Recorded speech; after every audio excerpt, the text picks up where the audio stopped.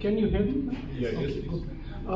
I think, I'll have some different points. So first of all, why do we need a new policy?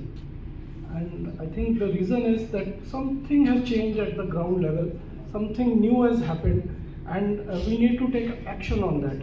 And because of that, we need a policy. Now, where does academia come in? Now, academia is the one that is going to document this change.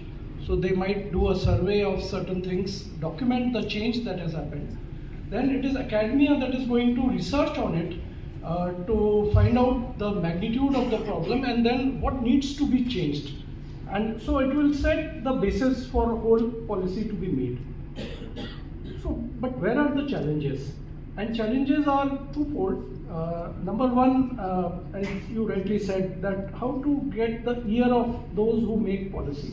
So academia will do all the research, will do everything, but then how to get the ear of the policy makers. So that is one. And also the other point that he mentioned, Dr. Ajit mentioned, that people, the policy makers don't trust the private bodies too much. So I being in AIMS and having a lot of say in policy making and now going to a private university, and now I very acutely understand this problem. But having said that, let me give you 3 points how our NIMS University and how, as myself, I have tried to address this problem.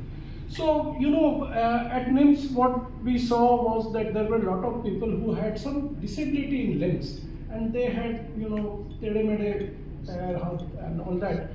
So we thought what was the reason, and then we found out that it was because of high fluoride levels. So it was really a problem of fluorosis. So then what happened, we conducted a research on it, and we really did prove that it is because of fluorosis, not only the skeletal problems, but eye problems as well, and some other problems. And so we published a lot of papers.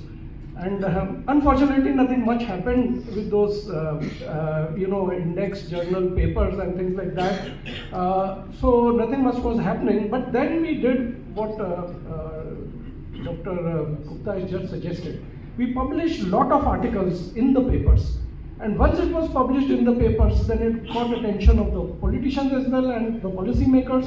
And ultimately, we got a fluoride center under a private body, that is NIMS, which is the Regional Fluoride Center, and then we did some work on that Regional Fluoride Center, so much so that even a national policy now exists on fluorosis.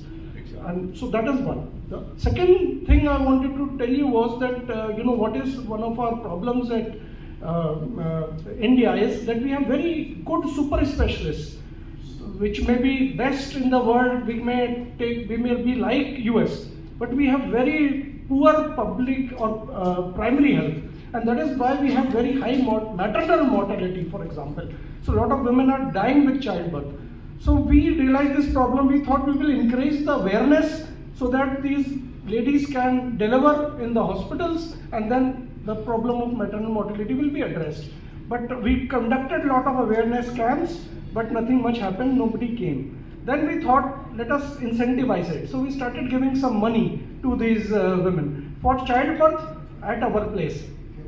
So some people started coming, but not enough. And you might know that in our region, about 30% population is Muslim, so they are very conservative. They don't want to go to hospitals to deliver their ladies. So, but anyway, then we started another thing, that okay, whoever delivers in our hospital, because we are a university, we have a school as well, so we'll get a teaching free of cost from 1st till 12th, free of cost to the girl child and to the boy child also. And for the girl child, she may even go for university education funded by us.